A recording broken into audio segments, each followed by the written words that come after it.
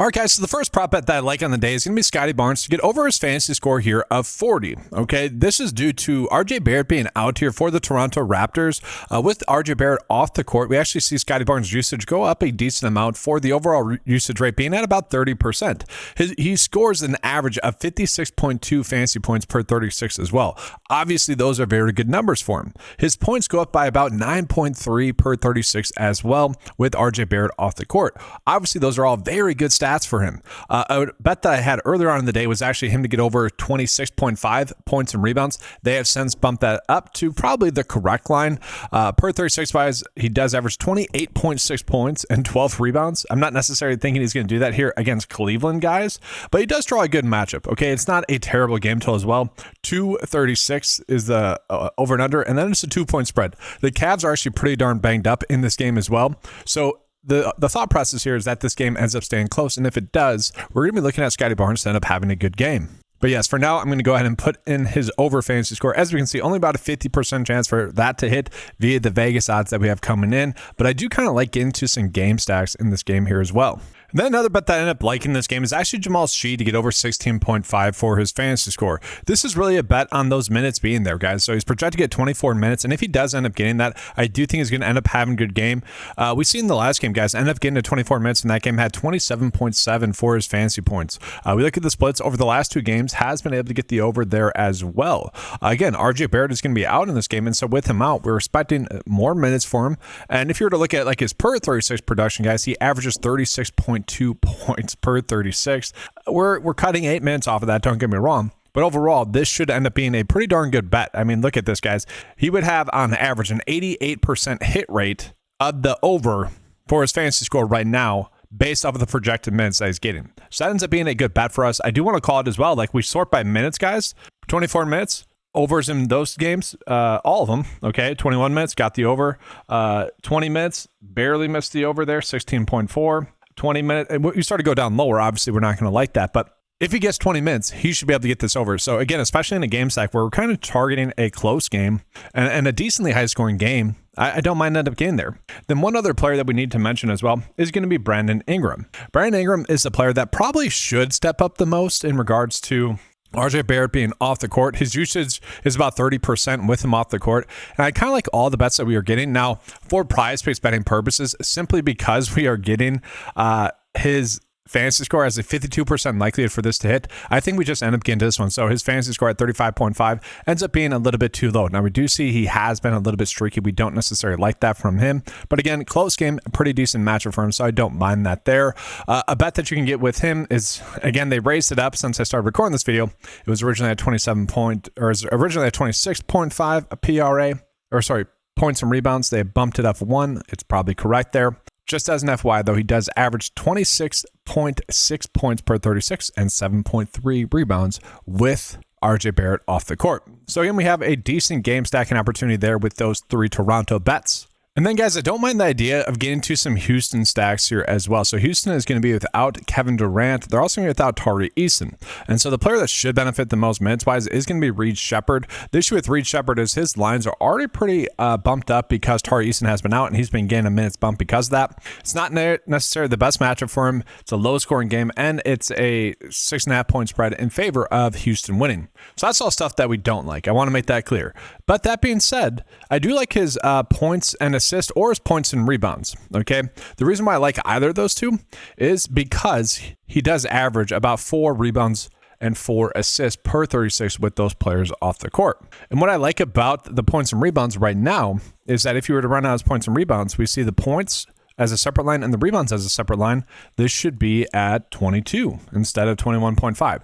So I view this as us getting a slight edge. And so if you want to get to this one, I don't mind it. Originally, I did have the points and assists as the bet I wanted to get to when I was at 21.5. That one has also since been bumped. Now, another player that I like getting into in this game is Alfred Sengun, really probably just to get over his points of 23.5 per 36 with Kevin Durant off the court. Sengun averages closer to 29 points per 36. He has the highest usage rate out of anyone on the team as well, which is pretty darn crazy.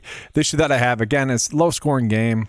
It's a game that could end up being a blowout, but if it's a blowout, he's going to be part of the reason as to why. So really, I like these two bets in a game stack, whereas all those Toronto bets, I actually like going out of my way to target them. These I would specifically only be running out for a game stack or team stack. If you just want to bet on these Houston players all seeing that bump in usage and their minutes being there, by all means, I like that. And then I had Aaron Holiday to get over 7.5 points. Again, that's a bet that apparently has been taken off as I went to go record this video. The reason why I like this bet is because of those players being off the court. We only have him projected to get 13 minutes though, so if he does end up getting that, guys, he will not get his over most likely. So we do need his minutes to be higher. We see that he's at 13, 19, 16, and 13. So that doesn't exactly give us a lot of faith that he's going to get more minutes. This is purely just a bet on him getting closer to maybe 24 minutes, again, with all those players being banged up for Houston. The data would suggest that it would be him. Okay, his per 36 production with them off the court is closer to 16.6 points. So again, this would just purely be a bet on him to get more minutes. Now, I only want to bet on his over points, just as an FYI. He doesn't get a big bump in his rebounds or his assists. So mostly just probably looking at his points. And this is getting annoying. So another bet that I really liked here was actually Derek Queen to get over 24.5 for his points and rebounds. They have since bumped this up to 25.5. A little bit of an edge still here with this bet, especially if you look at his past 3 games. So let's still go through the breakdown of why I like this bet originally. So we look at the past 3 games, guys. He's been able to get 30 plus minutes in all those games. Also on top of that, guys, Kevon Looney is currently questionable in this game. So maybe we get Queen end up gaining a little bit more run in this game. This is a game that we want to be targeting as well, going against Chicago. Very high scoring game, 245 almost for the over and under. 5.5 point spread, so a little bit of blowout risk, but not really. And it's a great matchup for him overall. And so he is someone that should be able to get a lot of minutes. And if he does, you would expect him to still continue to get a lot of rebounds for sure, but also a lot of points. I kind of like using those two together. If you want to get him for over his rebounds, you can. I don't hate that bet, but I think I would rather pair it with the points and rebounds there for Derek Queen. So again, not as big of an edge as I had earlier on in the day. If you guys are someone that's betting on a different site other than PrizePicks or Underdog, probably a better route to go on that instead of betting is over on PrizePicks or Underdog, where you are clearly losing an edge against PrizePicks. And then one other bet here, guys. Peyton Watson, I don't mind his over 18.5 points and rebounds. Finally, that hasn't been bumped yet. The reason why I like this is because they are a little bit banged up. Christian Braun is going to be out, as well as Aaron Gordon. And so with that, I do expect Peyton Watson to get a decent amount of run, projected for 28 minutes. His per 36 production, just as an FYI, is closer to 12.6 points and 7.5 rebounds. So not a lock in the bet, but only a slight edge. And I do like the fact that, well, Vegas is telling us to bet the over here, only about a 51.3% likelihood for that bet to hit. Now let's go ahead and zoom out real quick, guys. Just take a peek at the best bets that we are currently getting. By all means, if any of these bets are still there and you guys like them, you can feel free to bet on those. Patrick Williams for over his points, rebounds, and assists, not a terrible way to get some exposure to that game.